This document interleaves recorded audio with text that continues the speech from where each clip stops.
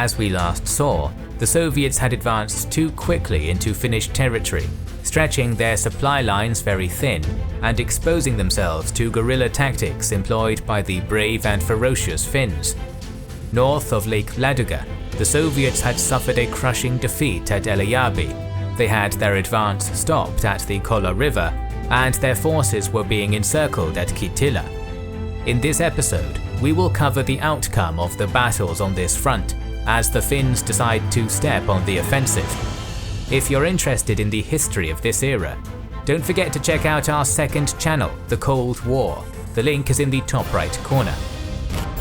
This video is brought to you by the Ridge Wallet.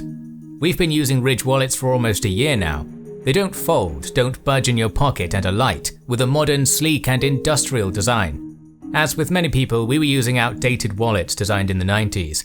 We moved away from large flip phones to smartphones, but why did our wallets never get the upgrade we deserve? Ridge holds up to 12 cards and has an attached money clip for cash. It comes in 30 different colors and styles, including our favorites carbon fiber and burnt titanium. For us, switching from the old wallets to Ridge was like going from an old chair to a super fancy gaming armchair. But don't take our word for it, Ridge has 45,000 5-star reviews. Each wallet comes with a lifetime warranty, and the Ridge team is so confident that you'll like it that they'll let you try it for 45 days. If you don't love it, just send it back and get a full refund. Support our channel and get 10% off today with free worldwide shipping and returns by going to ridge.com/kingsandgenerals and using the code kingsandgenerals. Our story resumes in the Kittilä area, where the situation was more desperate for the Soviets, with the 168th and 18th Rifle Divisions being on the brink of encirclement. On January 3rd, General Hägglund started to prepare his 13th Division for a major offensive aimed to destroy the Soviet forces right where they stood. For this, the Finnish regiment that had previously captured a portion of the Uomaa Road was reformed into Detachment Cannon, with orders to hold and reinforce their position at the roadblock. Task Force Archer, in defense of the Kittilä crossroads, was depleted to dangerously low levels to create two new offensive forces.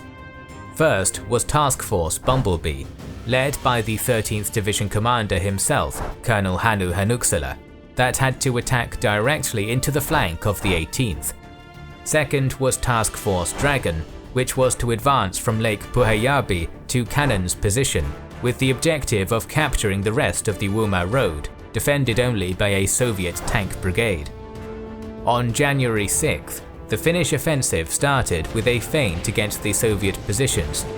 At the same time, the two main task forces sprang into action. Hanuksala managed to gain control of the road, bisecting the 18th Division, while Task Force Dragon controlled the same road further east, completing the encirclement. As the Soviet units didn't panic or launch a counter-offensive, the Finns continued with their maneuver, establishing two motti around the 18th's headquarters at Lemeti. As a result, Hägglund quickly ordered them to continue the attack towards Koirinoja on the shores of Lake Ladoga. If successful, the 168th would be completely cut off from the rest of the Red Army. But Hanuksala knew better. First, they needed to secure their grip over their two large motti and repel any relief attempts by the rest of the 18th Division. Furthermore, temperatures below -40 degrees Celsius were taking a heavy toll on both sides, but especially on Task Force Bumblebee. Once the two motti were secure, the Finns started their advance south in encirclement of the 168th Division. By January 9th, Task Force Dragon had occupied the Koivuselkä hamlet, cutting off the Soviet supply route to Pikkurenda, while Hanuksala proceeded to Pakitsanmäki, a small hillock overlooking the Pikkurenda road.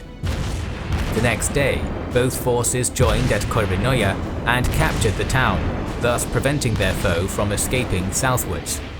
Although the Finns had created 11 independent motti between Kittilä and Koirinoja, the encircled Soviet forces defended their ground with great tenacity. Furthermore, the Soviets were bolstered by a large number of pack animals and were still being supplied by air, so they weren't going to be starved into submission. A week later, the Finns had managed to strengthen their position along the Pitkääräntä road, but the Soviets were still resisting tooth and nail. When Hägglund was reinforced by the 64th Regiment, he immediately created Task Force Race to strike at the new enemy formations approaching Pitkääräntä from the southeast. This was the 11th Rifle Division, commanded by Pyotr Borisov, and their attempts to re-establish a connection with Pitkääräntä would fail throughout January and early February.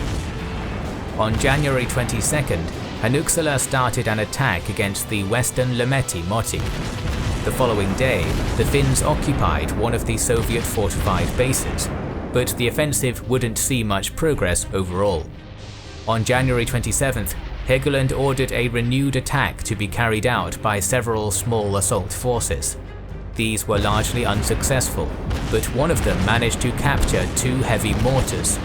With these deadly weapons, the Finns split the enemy forces and reduced them by February 4th.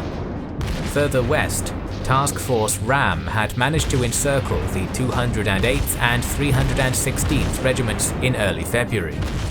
Despite the Finns' relentless attacks, the Soviets managed to resist submission, and on February 17th they attempted a breakout.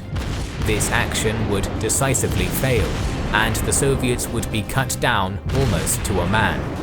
On February 5th, the 11th Division was ambushed by Task Force Race, and Borisov himself perished in the struggle. Leaderless, the 11th ceased all their attempts at relieving their fellow countrymen and adopted a passive stance instead. Further to the northeast, where the Finnish 12th Division had barely managed to halt the Soviet advance against the Lamolo crossroads, the Finns continued to offer dogged resistance at the Kola River. Colonel Lauri Tiainen had very few forces, but he needed to reinforce his fellow countrymen to the south with the objective of cutting off the rest of the 18th Division. On January 12th, Tiainen created Task Force Tiger to assault the Soviet strongpoints at Uuma. By January 17th, Tiger's 2 battalions had managed to cut off the road on both sides of the village, while the rest of Colonel Tiainen's forces proceeded to take control of the Uuma road, creating 3 new motti. Just like in Lemeti, however, the Soviets resisted fiercely, preventing Task Force Tiger from capturing their objective. Back at Kola, the depleted Finns were reinforced by the 23rd Division. But when the Soviet offensive on the Karelian Isthmus began, only the 69th Regiment could be spared to remain on this front. By the end of the month, the 69th was already fighting over the frozen river when Tiainen fell ill, so command of the division was reassigned to Colonel Antero Svensson. This man would soon face a perilous situation as the Soviets regrouped for a new offensive. On February 12th, Soviet High Command reinforced the 11th Division with the 34th Motorized Division, and both forces were reorganized into the 15th Army under Commander Mikhail Kovalyov, with the objective of renewing the offensive against the Pitkääräntä road.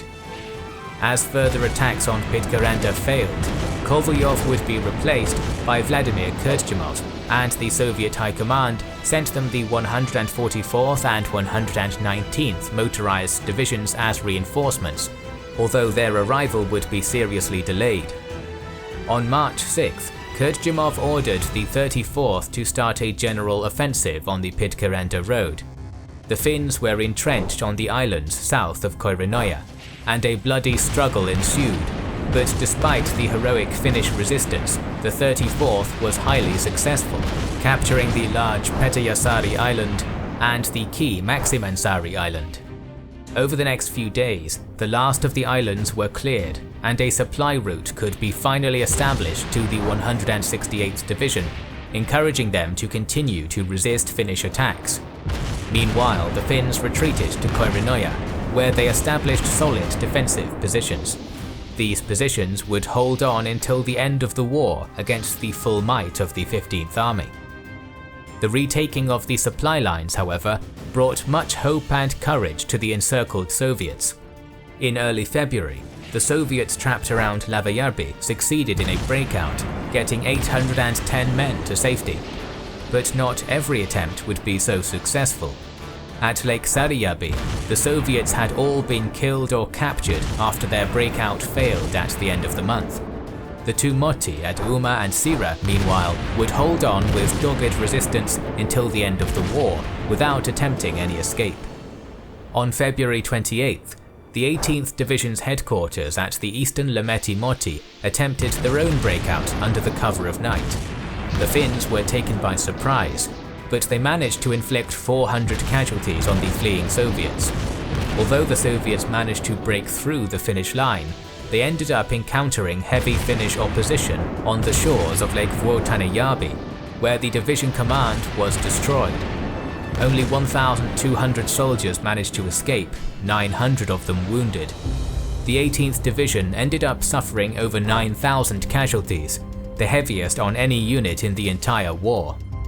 In contrast, the 168th Division continued to offer fierce resistance around their perimeter until the end of the war, although suffering heavy casualties as well. After the victory at the Pitkäranta Road, the Soviet 8th Army had more forces available to reinforce the Kola River front. Towards the end of February, Commander Grigory Stjärn had amassed 6 divisions to carry out a renewed offensive against the Finnish positions, including the 1st Rifle Corps that had retreated from the Battle of Eläjärvi. Stjärn's plan was for the 1st Corps to attack in a 3-division-wide front to prevent any encirclements, while the 14th Rifle Corps to the south flanked the Finnish defences and enveloped them. On March 2nd, the Soviets started their offensive with a preliminary bombardment. By midday, the 3 divisions of the 1st Corps and the 128th Motorized Division from the 14th started their advance. Despite the great superiority in numbers that the Soviets enjoyed, Colonel Svensson had prepared for such an assault, setting up barbed wire obstacles and arranging his forces in defensive positions to take advantage of the deep snow. The frontal assault of the 1st Corps failed, but the 128th to the south fared a little better, as after crossing the Kola River, the Soviets managed to advance to the eastern ridge of Lake Nätsiljanpää. The following day, the 1st Corps resumed its attack, breaking through the barbed wire at some points. But the Soviets suffered massive losses for little gain, as the Finns killed everyone that managed to make it to the breach. High Command was furious at this failure, and after a few days of recovery, they ordered Stjärn to start the offensive again on March 7th.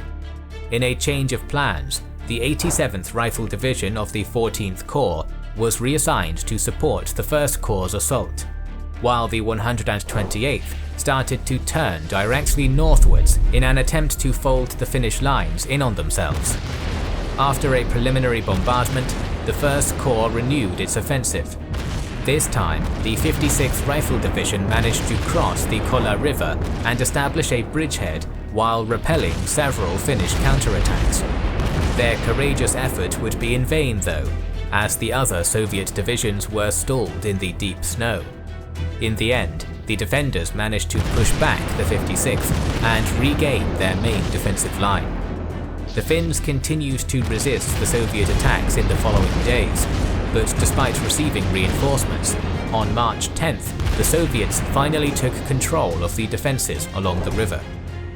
Meanwhile, Svensson sent the 34th Regiment to stop the 128th Division, which managed to slow down the Soviet advance. And in the north, the 75th Rifle Division finally took their hill objective, repelling Finnish counterattacks to retake this vantage point and breaking through the defences on the Loimola Road. By now, however, the 56th Division was too depleted and had to be relieved by the 87th Division. Despite Finnish maneuvers to stop the 87th in its tracks, this division had joined the 56th on March 12th to start their attack on the road. Although the southern Soviet assault had failed, the breaches in the north and centre of the line forced the Finns to abandon almost all of their positions along the Kola River. But as they were retreating, Svensson decided against any further retreat and started preparing a combined counterattack to regain the river front. This counteroffensive, however, would be prevented by the end of the war. Despite Soviet success on the previous day, the battle had not ended in victory for either side. This would be crucial for the negotiation of a ceasefire, as Mannerheim needed the Kola line to hold on to gain a better bargaining position. It was on this front that the prodigious sniper Simo Helha fought, serving in the 6th Company of the 34th Regiment. Although Helha himself didn't keep track of his own achievements, his comrades did. Early in December, he had managed to kill 51 enemy soldiers in just 3 days, which was unbelievable even to his superiors. The Finnish officials then placed him with an official observer that attested to 542 confirmed kills in a space of just 100 days. Through his service, he would be promoted to junior sergeant while dispatching many troublesome enemy snipers. The legend of his prowess and achievements soon extended throughout all the known world, and he became known to the Soviet soldiers as the White Death. On March 6th, while adopting a high knee shooting position, Helha was shot in the face with an explosive bullet which pierced his left cheek. Although he was proclaimed dead, he actually survived and managed to recover with the help of 10 operations. He would never return to frontline service though, and he would go on to live until the age of 96, finally dying in April 2002.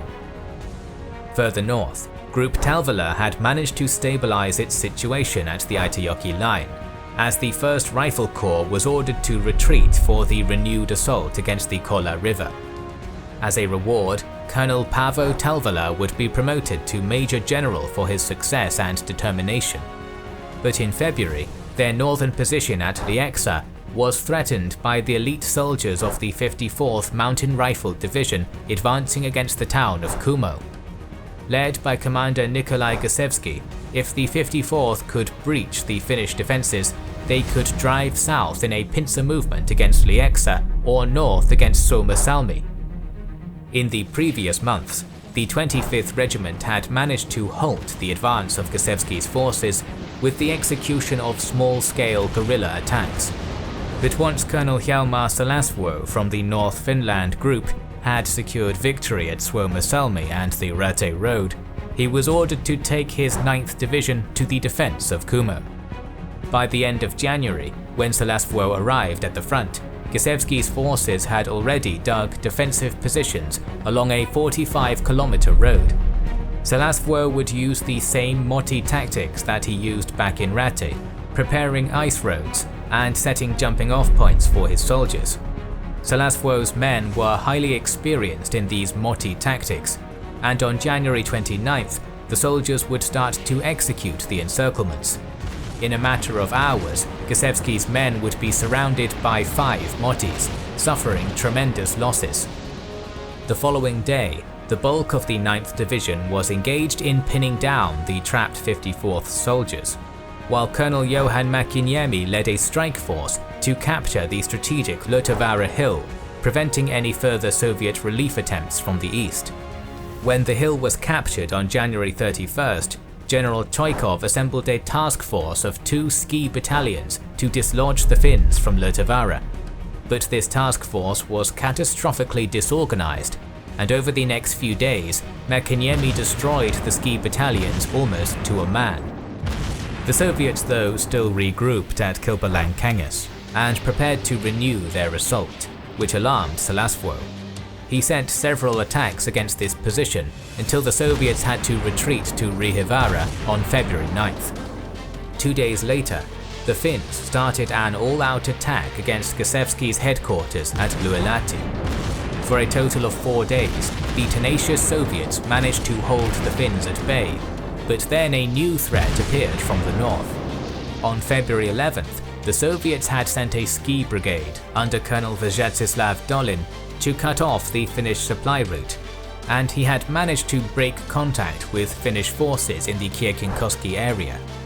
This was because Dolin had been handed highly inaccurate maps, and the route he ended up taking caught even the Finns by surprise. But this would ultimately be his doom, as the Soviets were now trapped at Vetko and the Finnish snipers were quickly pinpointing them. On the morning of February 15th, almost 400 Soviet bodies lay on the battleground, Dolin himself among them.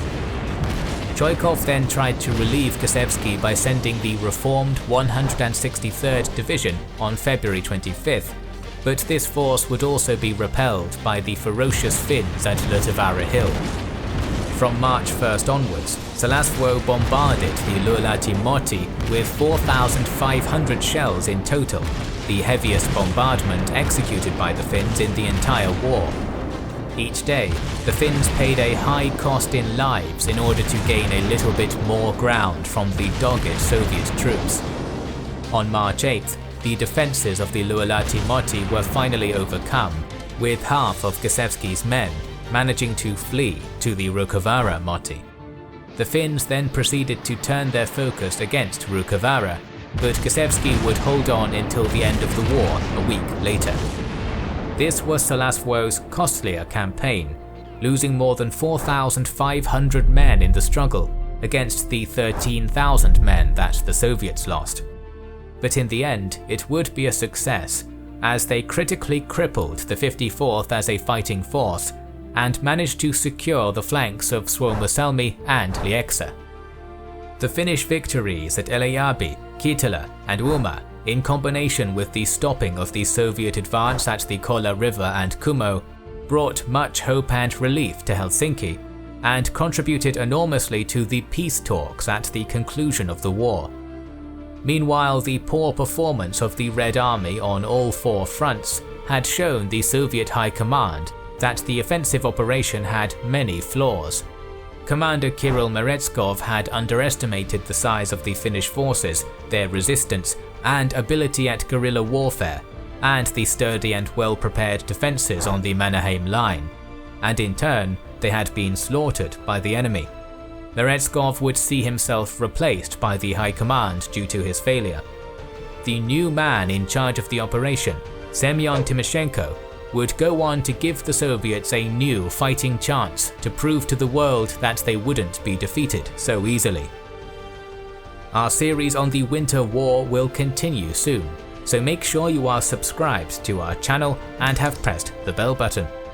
We would like to express our gratitude to our Patreon supporters and channel members who make the creation of our videos possible. Now you can also support us by buying our merchandise via the link in the description. This is the Kings and Generals channel, and we will catch you on the next one.